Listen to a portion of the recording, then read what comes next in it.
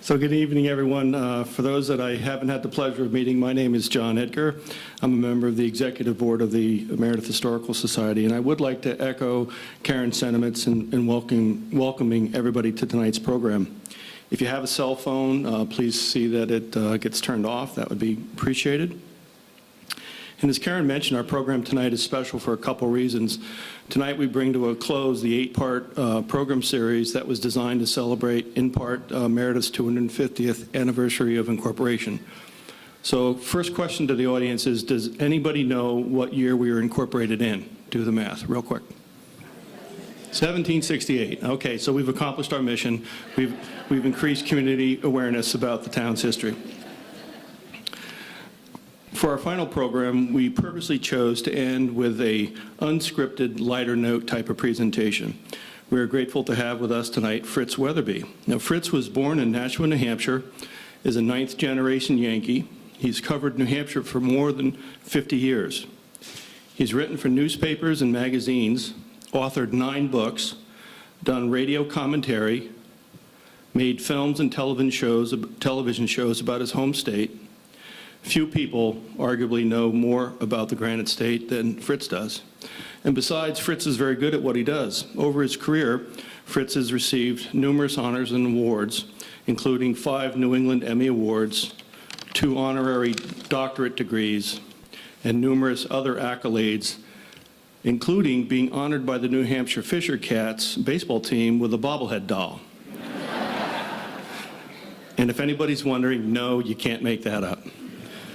Over the years, Fritz has been, this is a long list, but these are his occupations that he shares with the public. He's been a photographer, a windsurfer, lifeguard, house painter, tree climber, stonemason, soldier, artist painter, poet, copywriter, cinematographer, film editor, a television commentator, producer, and videographer, editor, news reporter, college instructor, creative director for an advertising agency, author, historian, disc jockey, and most importantly, bus driver. Joining Fritz and us tonight is his quote-unquote better half, his words, Laura, who's with us, and we certainly appreciated her company earlier tonight when we all had supper together. So welcome, Laura, to Meredith. Together, Laura and Fritz live in a 220-year-old home in Ackworth, New Hampshire.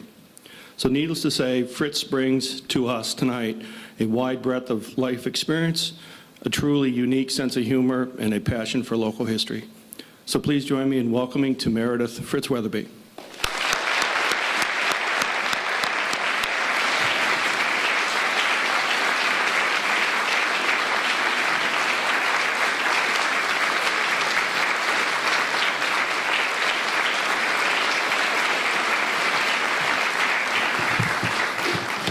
Yeah, I said there's a long way up getting here, and I was sure I was going to fall going up those stairs.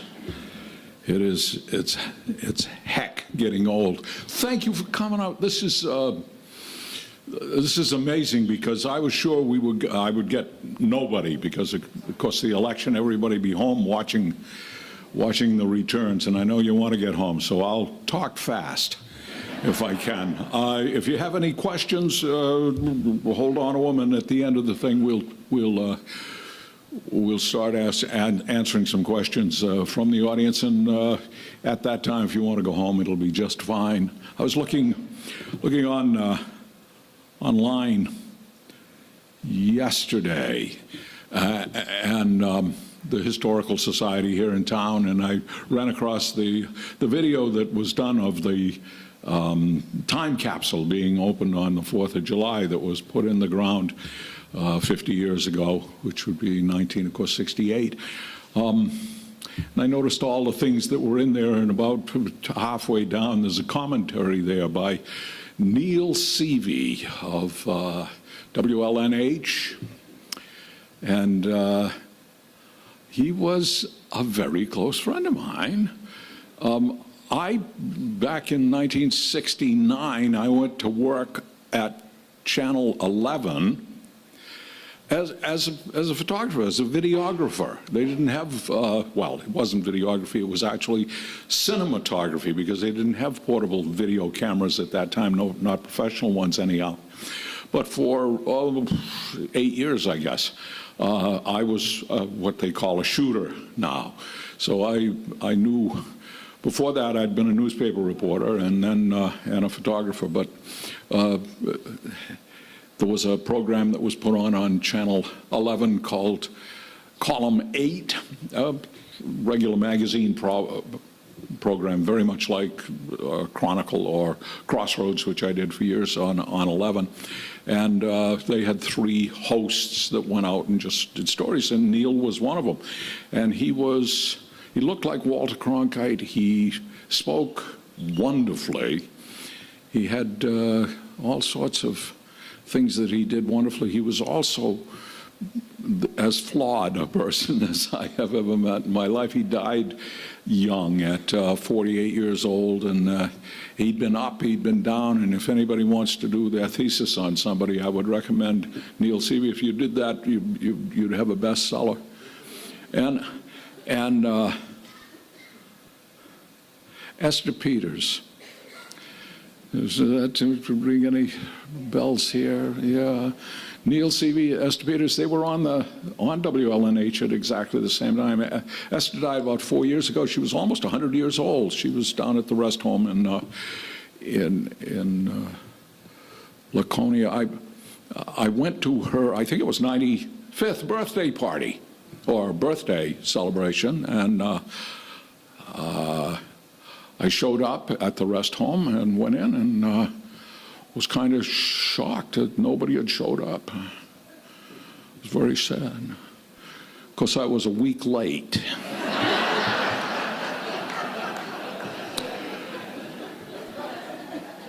She'd had a huge birthday party before, but we had a chance to talk, and she was wonderful. She knew Grace Battalius. I did a half-hour program that got national exposure, got shown even in California and Chicago and New York City on Grace Battalius some years ago, and Esther was in it, and gee, she was feisty and wonderful. She just was the best. She had a what you'd call a ladies' show, a woman's show. They don't have them anymore. If anybody suggested one, we'd have a march. But they used to have did those. Neil Seavey did what?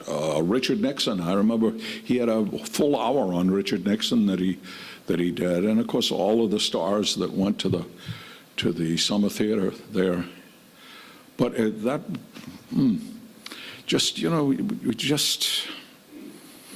things jog your mind. It's like you're going down the way somewhere and you'll hear a song, and it was the song that they played at the prom when you were in high school, and you just do something to the inside of your head. When I saw the name Neil Seavey, I went, oh my gosh, he's been dead since 1984, I think he died. But there you go. Happy birthday, town. That's so we're what, 250 years ago, 250? Gosh, 50 years ago was not that long ago. 1748, that's how long it was. It's either a long time or not a long time. When you're my age, it's not a long time, let me tell you. I was born 1936. My father was born in 1906. My grandfather, for whom I'm named, was born in 1863. I am named for my grandfather. His name was Fred Minot Wetherbee, and I am Fred Minot Wetherbee II. My father was Frederick Minot Wetherbee. They didn't want to be a junior.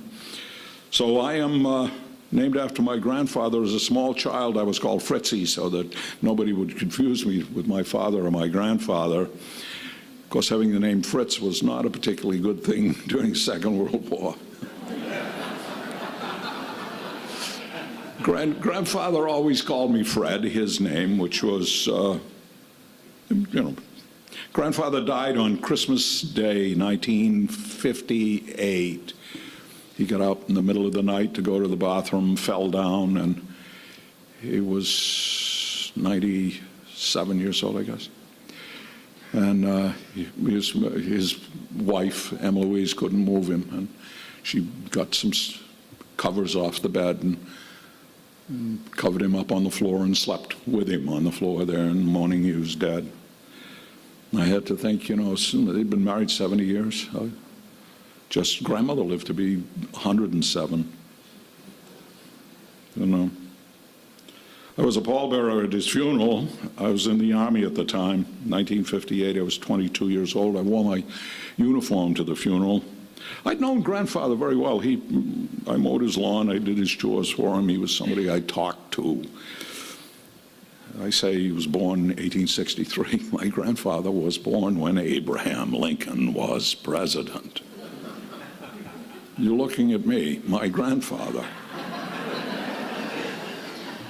I mean, that's why I say, this connection of, you're going back 250 years, you go back 50 years, it's nothing at all. And my connection is directly to when Abraham Lincoln was alive.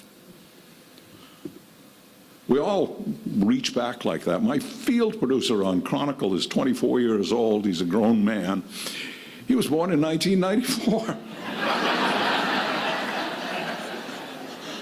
I am 58 years older than he is. Somebody 58 years older than me would have been born in 1878, for God's sake. So, 200 years is conceivable. I can feel it viscerally. Being 82 years old, I got to say I feel it. I don't remember names very well, as a couple of you who came up to me tonight know very well. And sometimes I forget where I've been, and it's funny, and I'll sometimes get things wrong. I'll sometimes misspell the headline. So cut me some slack tonight. John Edgar, he's the man who got me to come and talk to your town. And I immediately thought, this is an idiotic thing for me to agree to do, because one thing I've learned is that nobody can be as conversant with a town's history as the locals are. Remember Bruce Heald?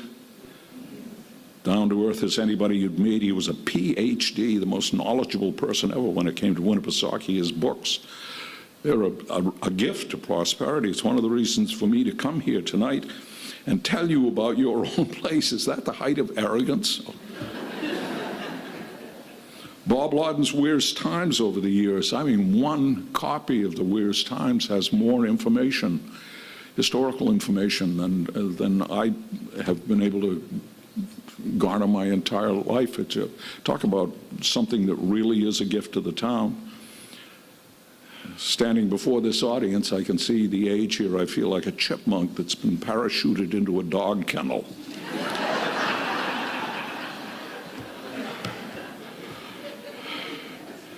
I'm not a historian. I have no degree in history. I tell stories. New Hampshire's my subject, but if I get in the weeds, feel free to grumble. All right.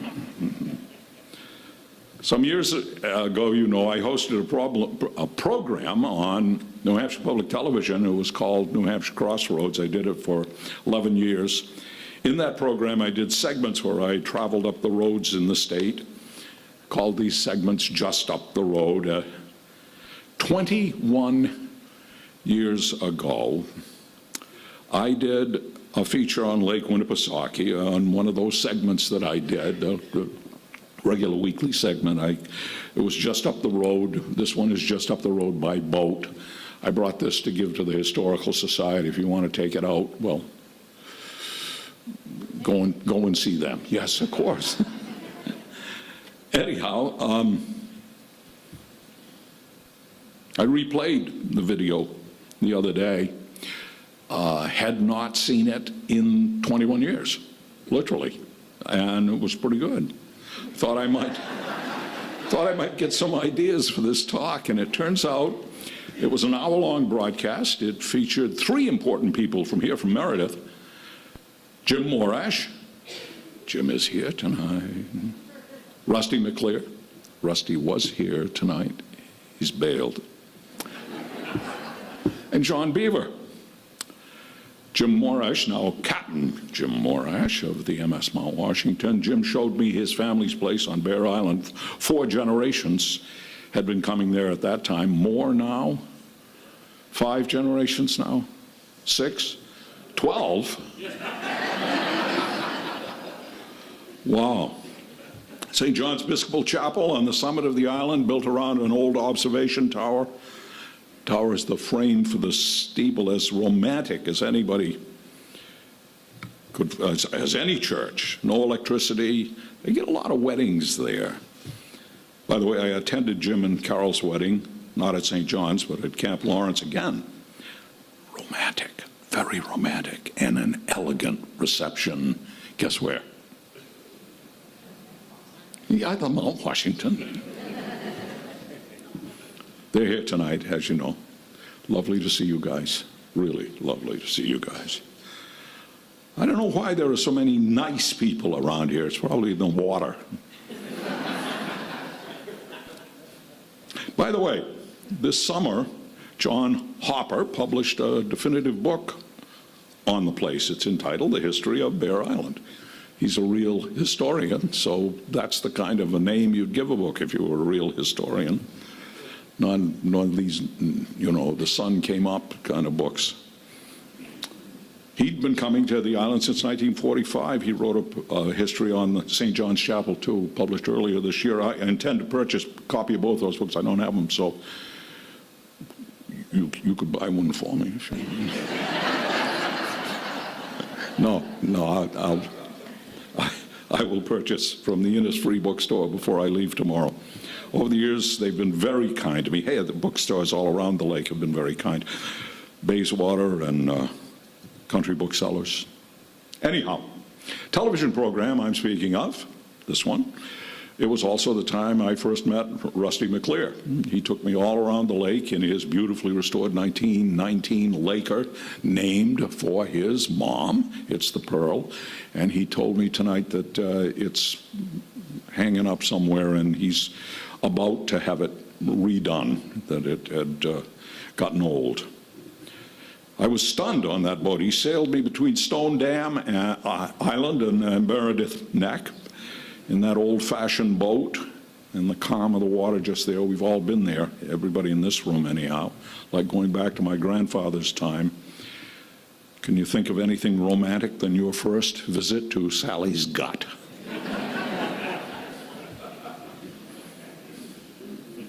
And I'll bet a lot of you knew John Beaver.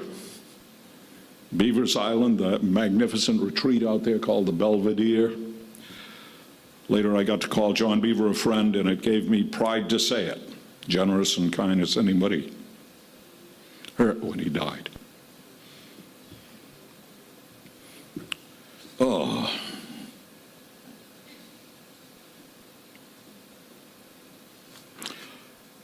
I have just lost a page. I have gone from page 8 to page 10. Where is page 9? This is not good. I'll wing it.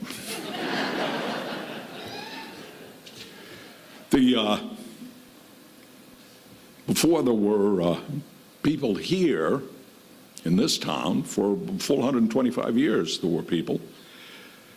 They were all in New Hampshire. 1623, that's 3 years after Plymouth and the Pilgrims coming. And the reason I came up with that was because we're coming on to Thanksgiving and I got to fill some time tonight anyhow. So anyhow, just before the 4th Thanksgiving, John Alden sailed a small boat up the coast and he came to visit David Thompson, which was the Panaway plantation there.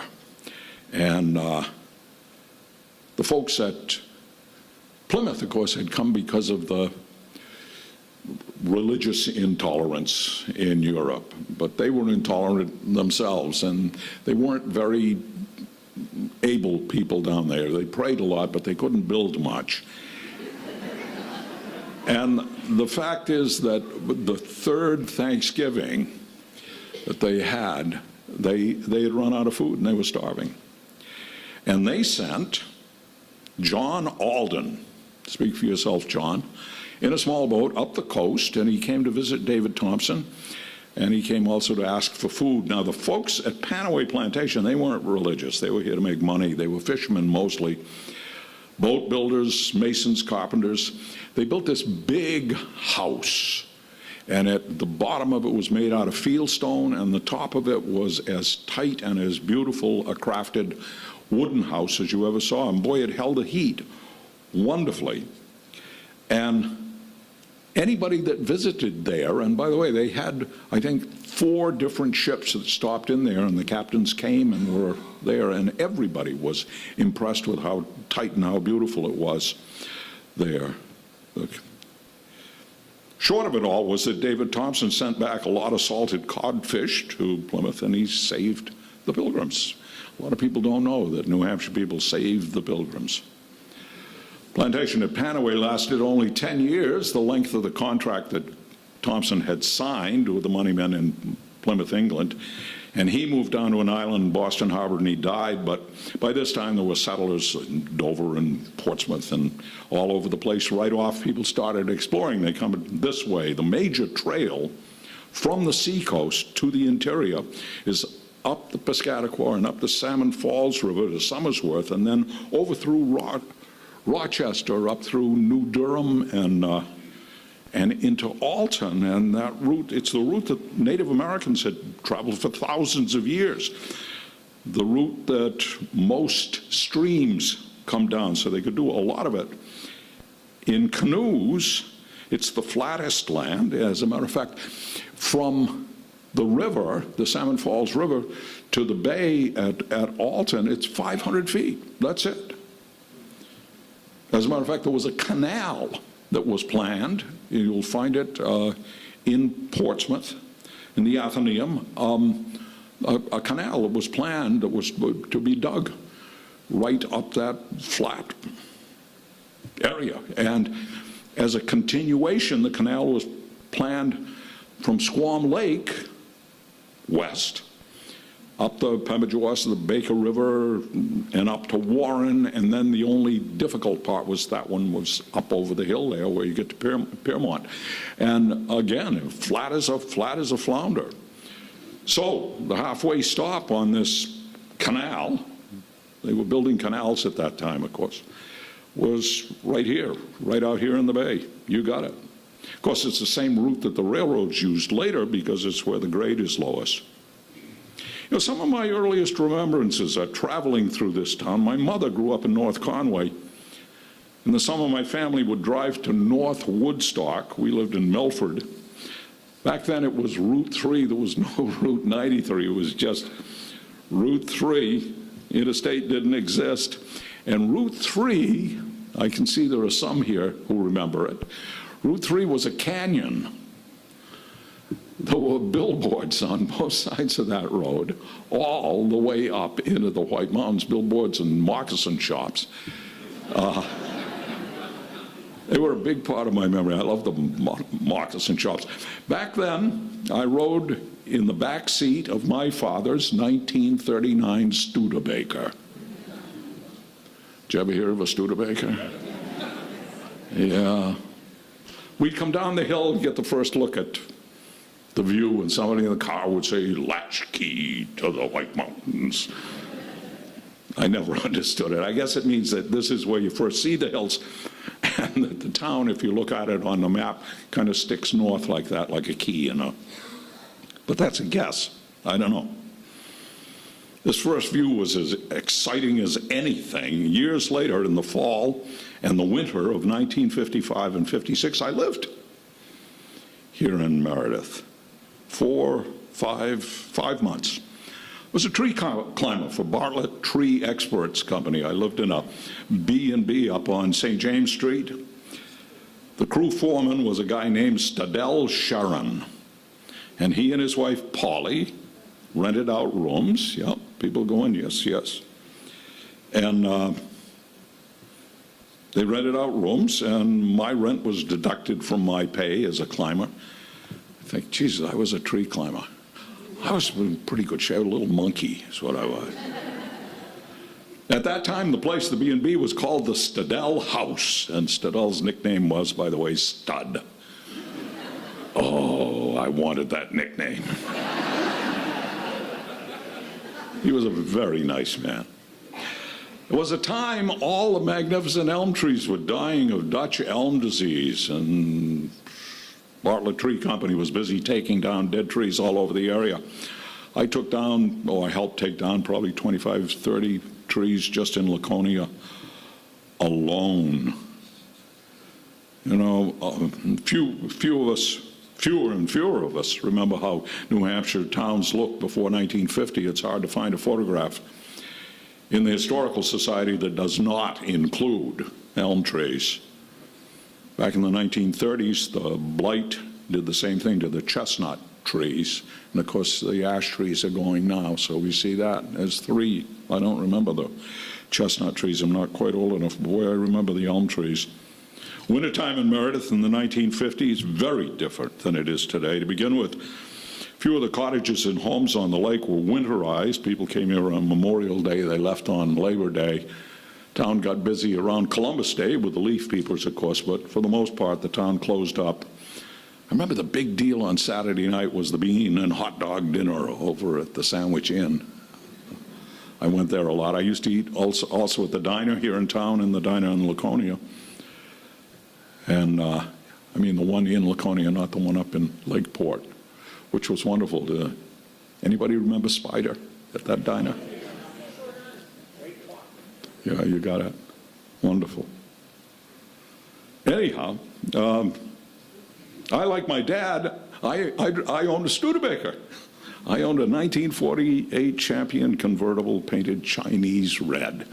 And did I feel something? Well, because my brother wouldn't talk to me because he was a car expert, and Studebakers didn't go very fast. Meredith was rougher and a lot more working class. Many people worked at the mill, which had been a linen mill acquired by a firm called Keesby and Madison. They made fireproof fabric. It's an old story for you. It had asbestos, and very few people knew the cancer risks of breathing asbestos fibers, but the mill paid good wages. I remember I knew some people there. Most people who worked there were glad to have a job, but of course, by the mid-1960s, people knew asbestos fibers caused cancer. 71, we had OSHA, Occupational Safety and Health Administration, beginning of the end. But you know, that plant stayed in business until 1982, still turning it on. And of course, there were lots of lawsuits and a lot of misery over the years. And the incidence of cancer in Meredith was very high. But I have found generally people just want to forget about what happened all those years ago. Mill, by the way, is still here. Mill Falls Marketplace. Mill Place Market Falls. Few people work in the mills anymore. Most around here rely on recreation or are retired. As a result, the town has 60 to 100 regular residents, and we get 20,000 in the summertime. Did you ever think that you would look into a realtor's window in Meredith and see a summer cottage for sale for $3 million? I know. The mill workers, like Elvis, have left the building. Town of Meredith was incorporated 1768, 250 years ago. As I said before, there were people here before, and that brings me to Samuel Palmer, who was a mathematician and surveyor. Came from Hampton, New Hampshire. In the early 18th century, he surveyed most of the land here on the east side of the lake. When the first settlers arrived, they called the place after this man. They called this place Palmer's Town. Palmer's Town was then sold to some other proprietors who came mostly from Salem, Massachusetts. 1748, they changed the name from Palmer's Town to Salem, their town. And 2 months later, they changed it to New Salem. And the New Salem proprietor meetings weren't held here. Nobody ever came here. The proprietors met down in Stratham and sometimes Exeter. These proprietors were not settlers, they were land speculators, and like the men they purchased the deeds from, they resold the land. The result was that only 17 families settled in New Salem, not enough to fulfill the terms of the grant. It was also the time of the French and Indian War, and it was very dangerous to come into the wilderness. But the French and Indian War was over by 1768, and at that time the land was re-granted, this time by colonial governor John Wentworth, not Benning Wentworth, our second governor and last governor, John Wentworth. And he'd only been in office a month, and granting this town was his first act, one of them. The name for this new town, Governor Wentworth chose a good friend of his and an important politician over in England, one who espoused we here in the colonies. I'm talking about, he once gave a speech in Parliament where he said that if I were an American, he said, I would not submit to the taxes. So we love the guy. Even Governor Wentworth loved him. You know, Governor John Wentworth was not a bad guy. He was one that people liked. He was quite open, and he loved this country. But of course, we were going the way we were going. That friend of the governor was also a graduate of Oxford, Lord of the Admiralty, and a baronet as well. And I am speaking of Sir William Meredith. And he was very famous back then, but you know, for all his fame, the thing he's remembered for nowadays is this town was named for him. That's where he gets his fame. This grant of Meredith, by the way, came from the Masonian proprietors over in Portsmouth. They were a bunch of land speculators, a bunch of, I don't know, not too honest men. And they claimed the area, which is New Hampshire. They purchased this grant, which was given to one Captain John Mason by King James I in 1629. Captain's heirs, with a lot of legal shenanigans, claimed most of this land. But, you know, you go back and you look at it, and whether it's legal or not is debatable. Of course, this area where we are right now, and most of New Hampshire, was also claimed by Massachusetts. James II issued the grant to Massachusetts. And, you know, they thought when they first came here that the Merrimack River went due west, and it just went on and on and on to its source. Nobody knew that the Merrimack River turned right at Lowell and went due north.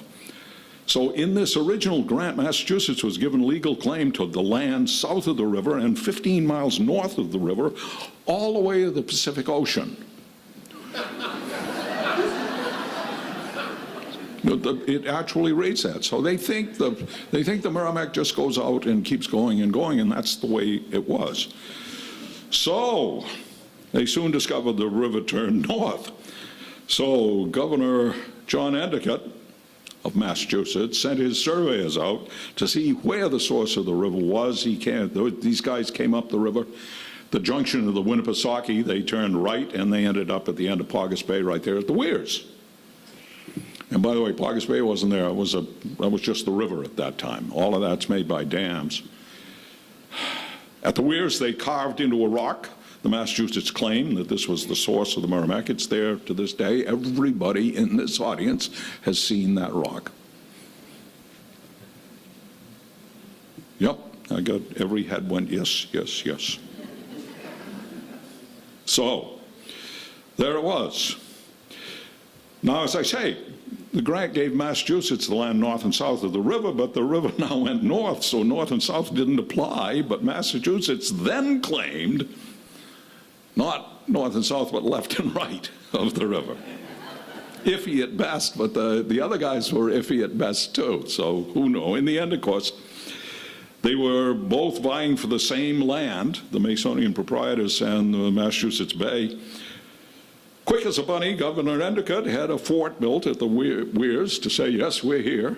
And the Weirs back then was part of Meredith, of course. Over the years, the mess between the claims of Massachusetts and the Masonian grantees were worked out in the courts, and including, by the way, both of them claimed Concord, New Hampshire, state capital. Generally, in the end, Massachusetts lost all of the battles. And not incidentally, radiocarbon dating tells us that the oldest occupied human area in the whole of New Hampshire is at the Weirs. Native American artifacts dating back 9,000 years. Weirs was an important meeting area for the Algonquin Nation. The name for this place was Aqueductan, word meaning place of portage. As I say, that used to be a river right there. It was, of course, way before there were dams. Native American tribes gathered at Aqueductan every spring, and that's when the fish were migrating through the narrow passage. It was easy to catch. Same reason that the tribes met at Manchester at the Amoskeag Falls, because a lot of fish. Aqueductan was also the hub of a dozen trails that went in all directions, and the other two places over at the Salmon Falls River and at the eastern end of Ossipee Lake, you'll find they had meeting places.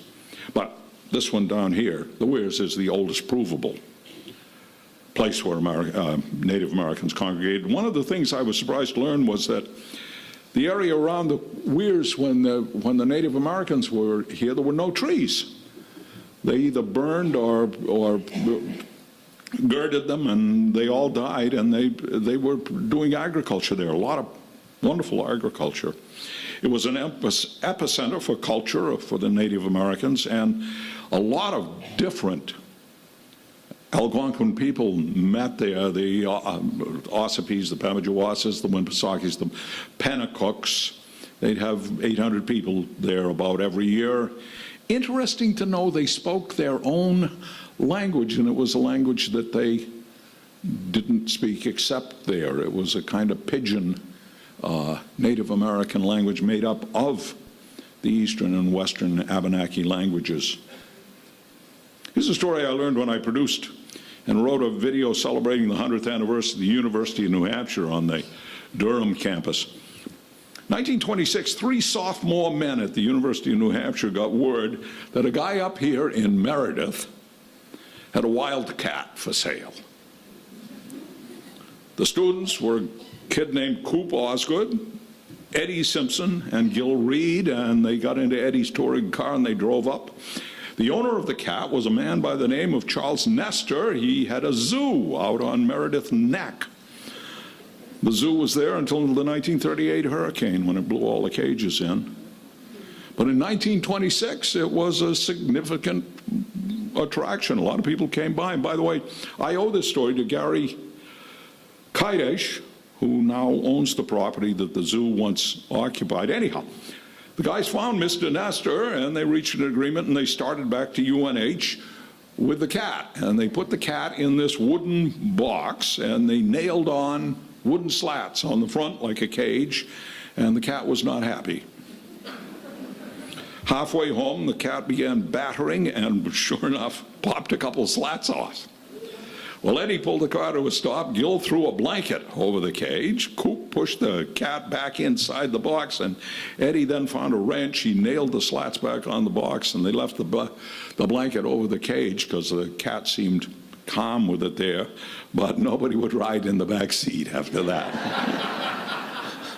They all got in the front seat, and they were very nervous.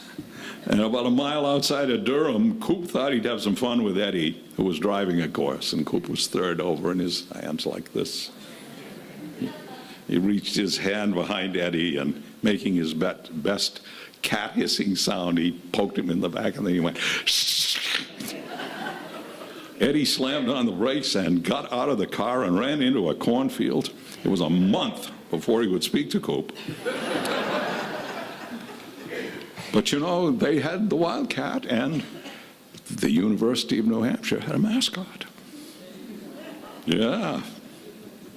All of the UNH sports teams are called the Wildcats. Folklore has said the wildcat itself predated the adoption of the creature, but the UNH website, which I unfortunately went to the other day, says the mascot was selected by vote of the students and won out over the Huskies, the Bulls, the Unicorns, and the Eagles. So maybe the Wildcat was purchased after the name was selected. Sounds truer, but it's not as good a story.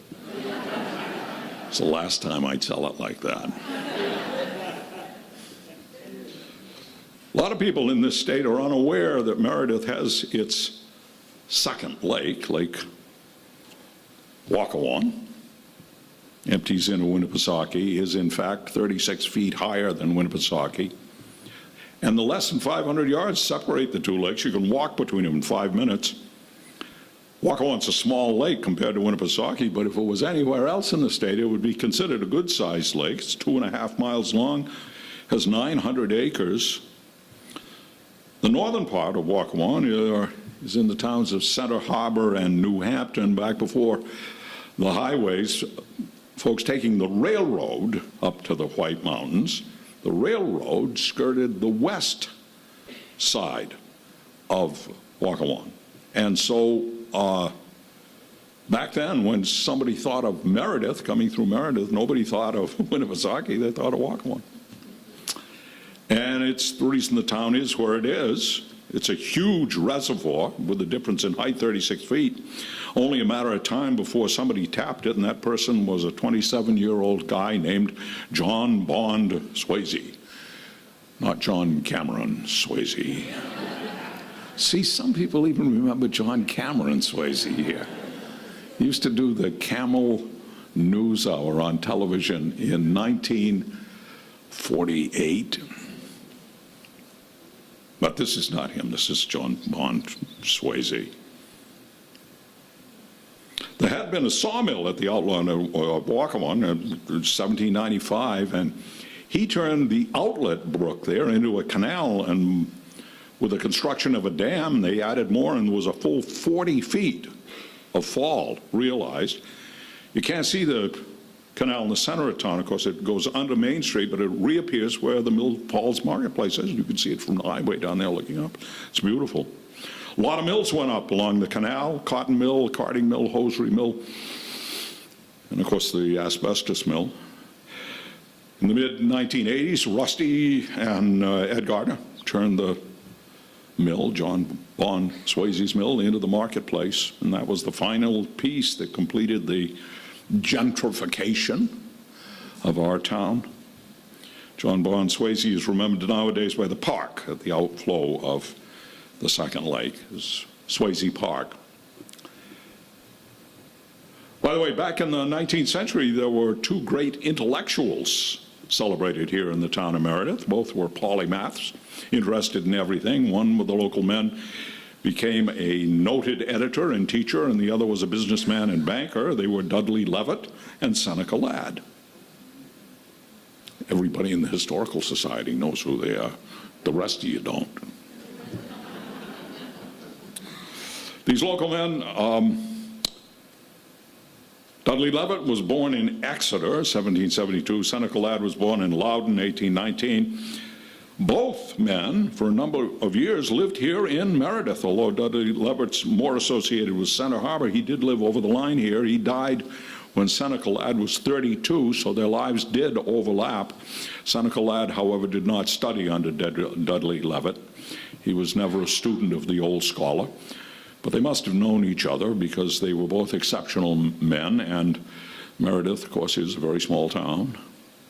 Dudley Levitt established and published the most popular almanac in America, turn of the 19th century. He also published a newspaper, a number of books, textbooks on astronomy, agriculture, grammar, mathematics. He was a great teacher, and in fact, students came from as far away as New York and the South to study with him. And they always included their study time with him in their curriculum vitae, the honor of having studied with Master Levitt. As for Seneca Ladd, he was the sixth child of Gideon and Polly Ladd, and he was very intelligent, but he was obstreperous is what he was. I love using that word, a chance to do that. However, he was a kid that only had to be told something once, and he had a teacher who appreciated his gifts, John French, and he tutored him one-to-one. And the boy learned carriage maker's trade, moved to Boston, learned piano making from Timothy Gilbert. At 20, he came back to Meredith, created a carriage factory, huge success. Then a fire burned it down, and he got back on his feet, and he created a piano and melodeon factory here in town. And he made a lot of money, created the Meredith Village Savings Bank, which is still with us. Pretty darn good. He died in 1892. He was 73. When he died, he'd never read a novel or attended a play. He'd never partaken of tobacco or alcohol of any sort. And although he was a free thinker, as it were, not a religious man, he did give a lot of money to the various churches in town.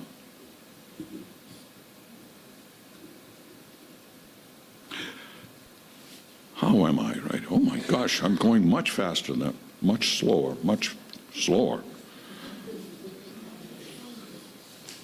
Most of us know Meredith used to encompass a much bigger area than it does today. In fact, it was carved out, Laconia was carved out of Meredith. Laconia also took stuff out of Guilford as well. It was a common story, or the original towns settled where the farmers were, so the center of the original towns were located on the high meadows. There were pastures. It's where the meeting house was built. It's the center of the area. The high meadow meant that it was downhill and a trip home after you'd been to a meeting or been to a town meeting, for that matter. When the Industrial Revolution occurred, then the towns went where the factories were built, and that was where there was water power. And of course, here in Meredith, it was Lake Wackawam. But there was water, that water was running into the Winnipesaukee, and the real power was down at the Winnipesaukee River in the part of town known as Meredith Bridge. The water was coming from Winnipesaukee, tremendous water power. 1823, the Belknap textile mill was built. The building of this mill, of course, still exists. You've been to it.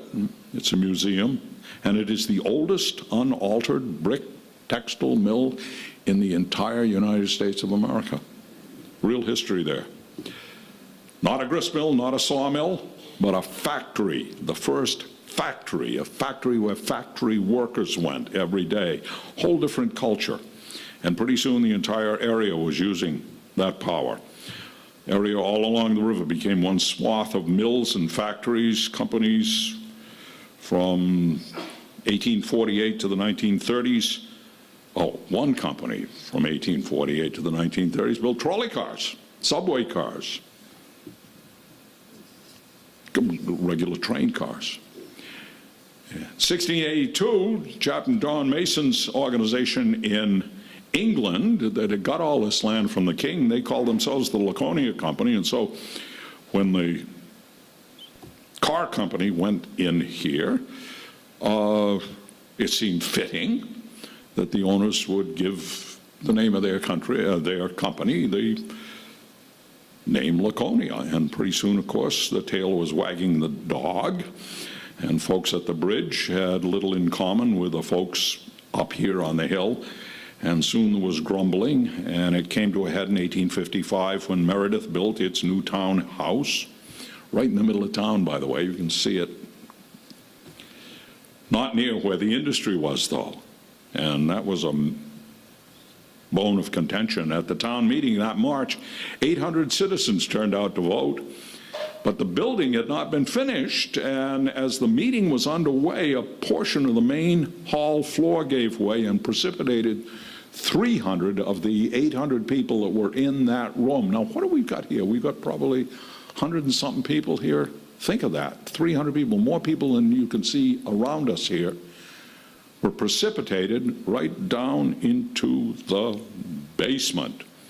6 townsmen were killed outright. 9 broke legs. 3 broke 2 legs, arms, ribs, ankles, shoulders, backs. 3 men were crushed. 18 had internal injuries. It would be the worst accident in the history of the town. That month, the part of Meredith Bridge, by the way, known as the bridge, seceded, formed their own town. And they took the name of their largest employer. They called their new town Laconia. And that was it. Talk about the tremendous water power made on the dams. Winnipesaukee, Paugus Bay, Opeechee. Important resource, this power, but the dams changed things, and nowadays there'd be protests about it. Might surprise you to know that these changes upset people even before your great-grandfather was born.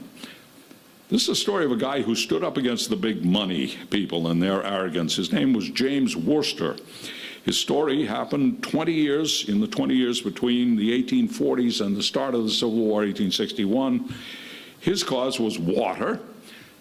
See, this was a time when the mills in Lowell and Lawrence and Manchester were all run by water power, and it was important that the flow of water be consistent, and so the mill owners set about purchasing the flowage rights all along the Merrimack River.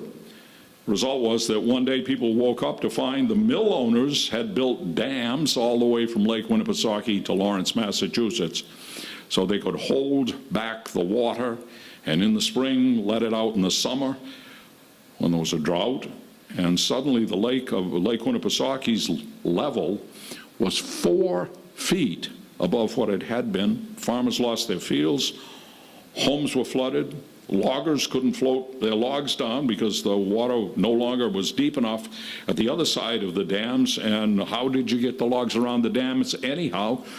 And the company that purchased most of these water rights was called the Winnipesaukee Lake Cotton and Woolen Manufacturing Company of New Hampshire, quite a name. People called them simply the Lake Company. Company actually had no mills, and their dams took water from the mills that we had built up here, and the people up here couldn't do anything about it. And because the factory owners down in Lawrence had all the money, they were bullies. No compensation to the landowners. We owned the water, they said, and to hell with you. But there was a law on the state books. It said if a person built a dam that flooded your land, you had a right to destroy the dam, and that's just what James Worcester did. He went around and he purchased the land just above the dams, just enough land so it was his land. It was flooded. He would organize these vigilantes. They'd go down, they'd blow the dam up. He and his vigilantes did this on the Salmon River in the seacoast, the Merrimack at Amoskeag, and down in what is now Lakeport, that dam. In 1859, there was a confrontation. James Worcester's men were trying to blow up a dam, and the company's agent, Josiah French, hired a bunch of thugs, and they came in, and boy, it was a bloody mess. And in the end, the mill owners took James Worcester to court, and the mill owners won. And James Worcester went to jail for 3 years. And nobody ever dared again to confront the mill owners. Thus endeth the lesson. The bad guys won. I know it's not the ending the movie needs. We'll get a new ending from that. Let me look. If you were to ask people from out of town, name an important fact about this town, they'd probably say Bob Montana. I don't know if they know his name, but they know the guy who created Archie Comics. There's a statue of Archie, as you know, down in Community Park in town. It faces where Bob Montana drew his strip. Just Saturday night, we had some guests at my house, and they had a 9-year-old kid with them, and I asked him what his favorite television program was, and he said, Riverdale. You know Riverdale. Most of us here don't, however. But Riverdale is the CBS network show based on Archie Comics. So I asked this 9-year-old a question that every boy I grew up with had an answer to. I asked him, do you like Veronica or Betty better? And he said, Betty. That would have been my answer too. One of my regrets is I never met Bob Montana, although I knew people who knew him. Neil Seavey, for instance, he was loved by the town folk here, and he loved this town, lived with his wife Peggy, their 4 kids in a farmhouse, sailed the lake in a boat called the White Eagle, I read. Of course, the question is Archie and Jughead and Moose and Betty and Veronica and Miss Grundy and Mr. Wetherbee. Characters. Were they characters of Interlakes High School? No, Interlakes was created, 1962, something like that. By that time, Bob Montana had been dead. And no, Riverdale High School was not based on Meredith High School, which was before. He spent time, by the way, his senior year at Manchester Central High School, but that's not it either. Riverdale is based on Haverhill, Massachusetts High School, where he spent most of his high school years. You can go online and find everybody in that comic strip. They have pictures of all of them, who they were based on. Bob Montana died very young, just 54, heart attack, cross-country skiing, January 4th, 1975. But what a legacy. And what a town. I am blessed to be here this evening, and you are blessed to live here. Happy birthday.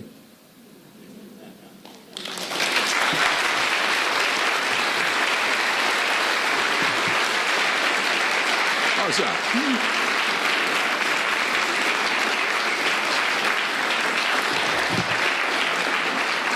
It's 8 o'clock on the button. Look at that. You tell me. Take some questions. We have Chuck here has got the microphone. I see right up there, straight up the thing there. That's this way everybody can hear it. Well, more than that, the TV cameras can record it, and we can hear what. I loved your story about the zoo and the wildcat, but I just wanted to correct you. The actual owner of that zoo was my grandfather, Charles Nason Roberts.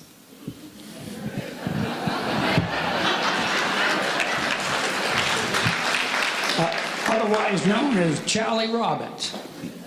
Charles Mason Broderick, did you? Roberts. Roberts. I got that out of a, never mind. Never mind, I apologize deeply. And it will never happen again. Makes a good story. And thank you, sir. May I have another? No, thank you, really. Any other question? Everybody wants to go home? Wait. Jimmy's got one. We got to have at least 2 questions. And then we can go home and see that, one. Thank you, Chuck. One question. Can you tell us how you came up with Binky Sears?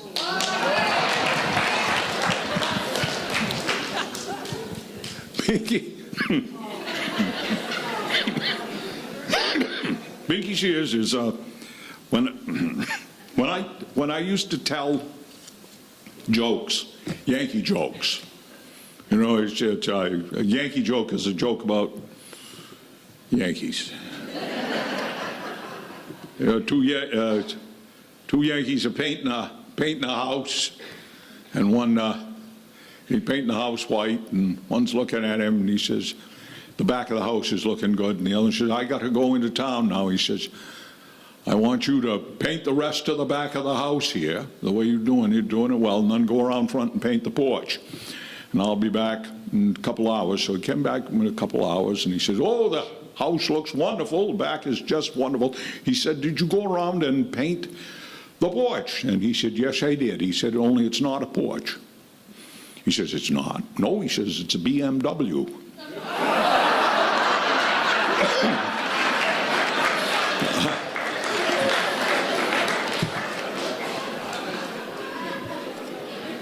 Now, those are the Yankee jokes, and I always, if I had to have a character, one of the characters was always Binky Sears. I had known a person named Tootie Sears, but Tootie was still alive, so I couldn't use Tootie. But I liked Binky. Binky sounded good. Tootie Sears was, here's another Yankee. It was just a true one, though. True story. Tootie Sears going down in Milford, and we had the world's oldest Avon lady, Clara Trumbull. And Clara was 94 years old. My mother would see Clara coming up the walk and go run and hide in the closet, for God's sake. And she wouldn't, and Clara would be bending the bell and say, I know you're in there, Catherine. I know you're there, you know, so like that. But she was in, she always drove the cheapest Chevrolet, and she was very small, looked out between the top of the steering wheel like that. And Tootie Sears on his way to school one day, and she stopped her car and she said, would you like a ride to school, Tootie? And Tootie said, no, thank you. He says, I'm in a hurry.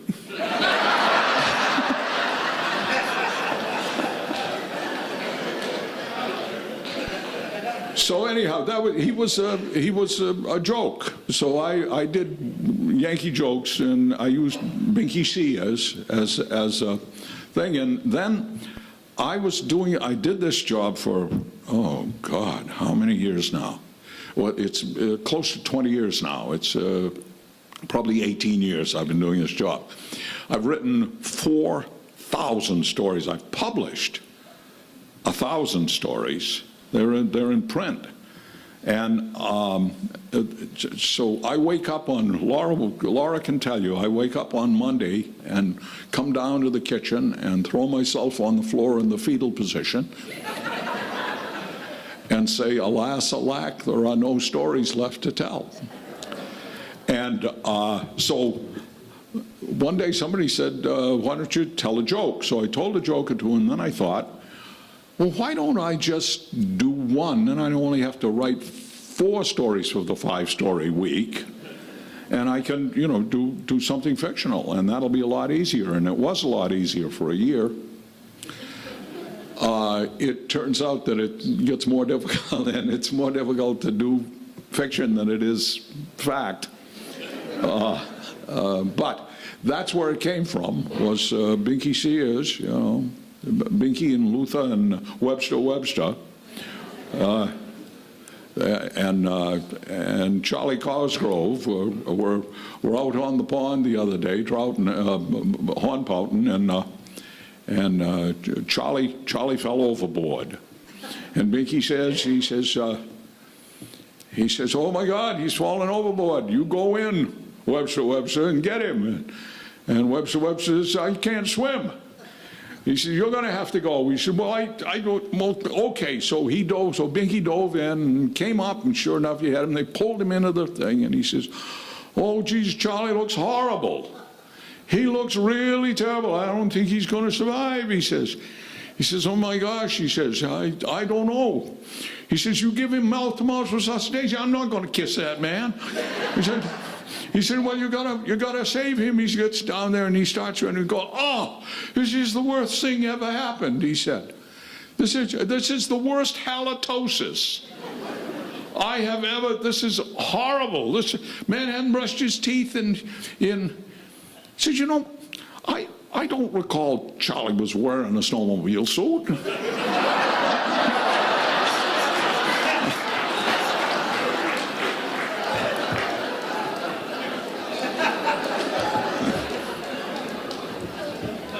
So that's the answer to the question, and you've been a wonderful audience. God bless you.